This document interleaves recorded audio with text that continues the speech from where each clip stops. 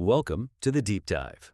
We sift through sources to give you the clearest take on things that, well, really matter. You know that feeling, right? You have these big goals, maybe a solid plan, but then there's that pull, the one towards what feels good right now, instant gratification. It's a battle, honestly, and one most of us fight daily. So today, we're going to dive headfirst into figuring out how to win that battle, using Daniel Walser's book, The Power of Discipline. Now, Walter, he's a Canadian author, Yale cognitive neuroscience background. He really focuses on how to boost focus, build routines, improve memory. And this book, it's not just theory, it's more like a roadmap for developing self-discipline.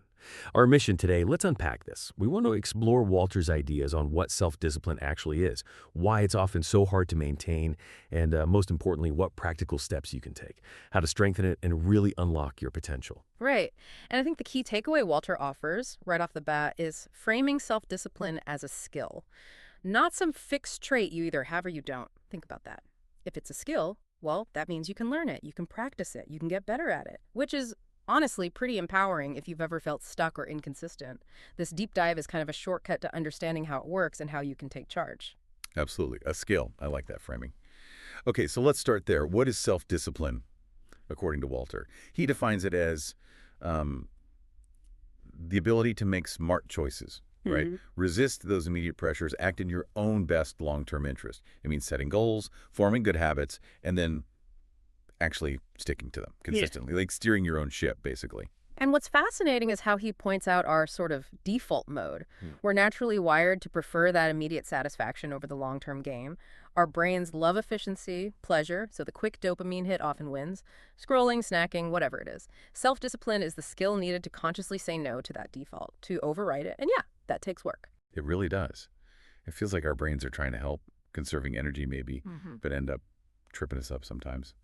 But the real eye-opener for me in Walter's work was the why. Why do we struggle so much?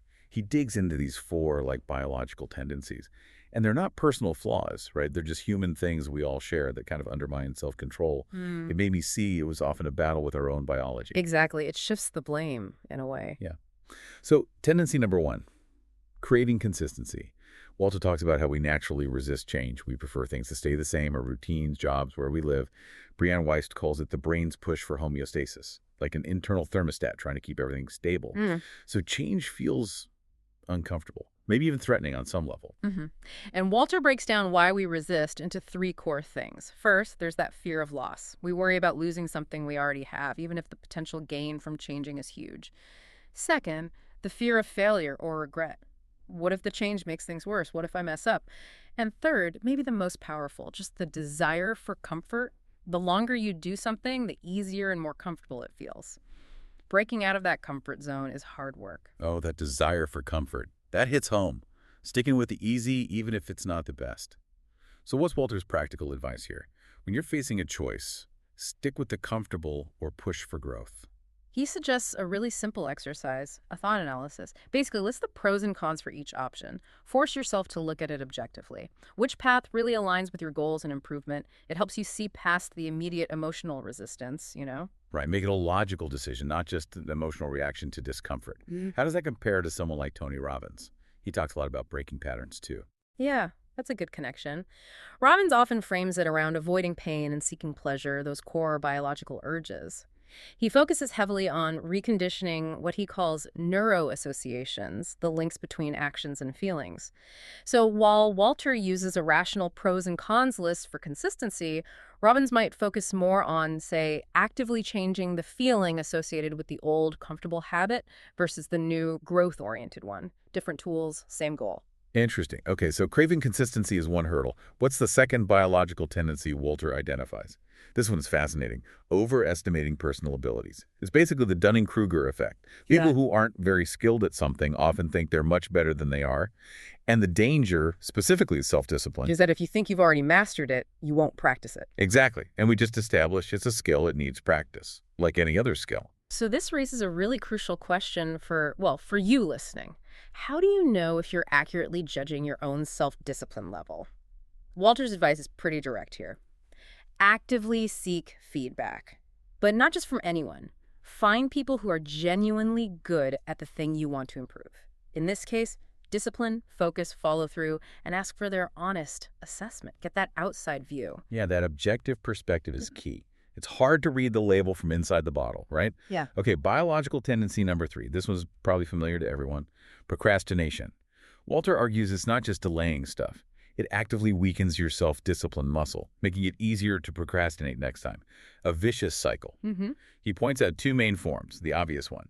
Putting off hard work for something easy and instantly gratifying. Netflix over spreadsheets, We've all been there. And the second, which is sneakier, spending way more time planning than doing. Making the perfect to-do list instead of tackling item number 1. Yes. Analysis paralysis. Totally. So what are Walter's strategies here? How do we fight procrastination? They're refreshingly simple, actually. First, start the task as soon as you can after deciding on it. Just begin. Don't overthink. Second, stop planning when you're about 70% sure of success. Aim for good enough to start, not perfection. Perfection is often just a fancy excuse to delay. Get started is the key. Exactly. And it's worth mentioning, Barbara Oakley talks about this too. She differentiates between useful background processing, letting ideas simmer, and just delaying because you don't feel like it. She suggests tackling the hardest tasks first. Bite the bullet early. Right, eat the frog, as they say. Okay, that leads us to the 4th biological tendency, setting unrealistic expectations.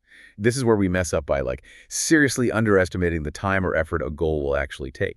Then inevitably we hit roadblocks, feel discouraged because reality doesn't match our fantasy timeline, and we give up, which just reinforces grabbing for that instant gratification again.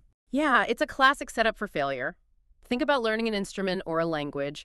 You see the end goal playing beautifully, speaking fluently, but underestimate the daily grind, the plateaus, the frustration involved. Definitely. And psychologists call this the planning fallacy. It stems from a few cognitive biases.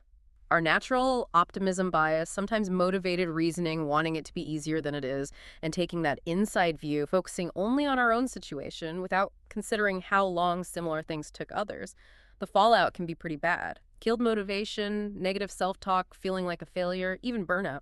Okay, so if unrealistic expectations are such a trap, how do we avoid sabotaging ourselves? What does Walter recommend? He advises a more grounded approach. Analyze your past behavior. How long did similar tasks really take? Prioritize ruthlessly. Manage your time and resources realistically. And crucially, anticipate obstacles. Brainstorm what could go wrong before you start. Build buffers into your plan. So be a realistic optimist, basically. Plan for the bumps. Exactly. Other experts also suggest getting advice from people who've done it before. Their experience provides that crucial outside perspective. Right. Okay, so we've got the problem dissected. Craving consistency, overestimating ourselves, procrastinating, setting unrealistic goals. Deep-seated stuff. Now, let's shift gears. The solution. Walter argues the best way to boost self-discipline is by swapping bad habits for good ones. Habits that support discipline. But, as Gary Keller points out, building new habits takes willpower. And our willpower is like a battery, right? It gets drained. It does, which is why this next part is so important. It's not about just gritting your teeth harder. It's about being strategic. Build habits that become automatic. Once they're automatic, they don't drain that willpower battery nearly as much. You free up mental energy for other things. Okay, let's get practical. What are these discipline-building habits Walter suggests? Let's start with habit #1. Create morning and evening routines. This sounds simple, but he argues consistent routines are powerful. They promote the good stuff and crowd out the bad temptations, like hitting snooze or doom scrolling before bed. They create structure. Exactly. So a morning routine might be wake up 7 a.m., glass of water, quick stretch, healthy breakfast, out the door by 8 a.m. Simple, repeatable. Evening. Maybe start winding down an hour before bed. Brush teeth, wash face, lay out clothes for tomorrow, maybe journal for 5 minutes. Done. The power here is reducing decision fatigue. You're not constantly deciding, what should I do next? It's pre-decided, it's automatic. That saves willpower. Makes total sense. Okay, habit, #2. Create plans to achieve your goals. We touched on this with unrealistic expectations. Big goals can feel paralyzing. Write a book, run a marathon. Where do you even start? Right, it's overwhelming. So Walter's fix is, define the big goal clearly. Then immediately break it down. What are the smaller steps? What can you do today? What are the mini goals along the way? Like if the goal is moving cities, okay, break it down. Research neighborhoods, calculate budget, update resume, search job boards, make each step a manageable task. And this directly counters that planning fallacy. Breaking it down forces you to be realistic about the time and effort. You see progress daily, even small wins, which keeps motivation high. Love that. Okay, habit, #3. Gain control over your impulses. This is a big one for self-discipline. Acting on impulse is often the enemy. Walter gives us two cool strategies here. First, the 40% rule. The idea is when you feel like quitting, when everything screams stop, you've probably only used about 40% of your actual capacity. There's still 60% in the tank. Push through that discomfort. Realize your limits are further than you think. That's a powerful mental frame. Isn't it? The second is the 10-minute rule. When you get an unproductive urge, grab junk food, procrastinate online. Just wait 10 minutes before acting on it. Just pause. Use that time to ask, is this really what I want? Is this the best choice? Often the intensity of the urge fades in those 10 minutes. And that 10-minute rule connects nicely to things like the Pomodoro technique. Use those short bursts. So instead of giving in to, say, an urge to binge watch, maybe you commit to just 10 minutes of focused work or 10 minutes of stretching. Redirect the impulse. Good application. Okay, so we're managing impulses. Next, Walter says we need to embrace something we usually avoid. Habit, #4. Become familiar with discomfort. Let's face it, self-discipline often means doing stuff we don't feel like doing. Working out when tired, studying instead of socializing. The path of resistance. Right. Walter says actively notice the urge to flee discomfort, but then choose the disciplined action anyway. That act itself strengthens the muscle. His advice, deliberately put yourself in slightly uncomfortable situations. If public speaking terrifies you, maybe try speaking out more in meetings or, even karaoke like he suggests. But start small, right? Don't jump into the deep end immediately. Exactly. Small steps. Build tolerance. Build resilience. It's about expanding that comfort zone gradually. It reframes discomfort. Instead of a stop sign, it becomes a signal for growth. Nicely put. Okay, habit, #5. Practice mindfulness and meditation. Walter emphasizes mindfulness being present, aware of your thoughts and feelings without getting carried away by them.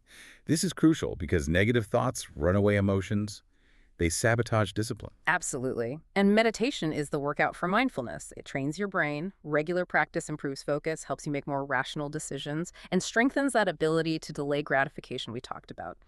For beginners, he mentions noting, just mentally labeling thoughts and feelings as they arise, thinking, worry, urge, without judging them. It creates distance. Becoming the observer, not the reactor. I like that. Moving on to habit, #6.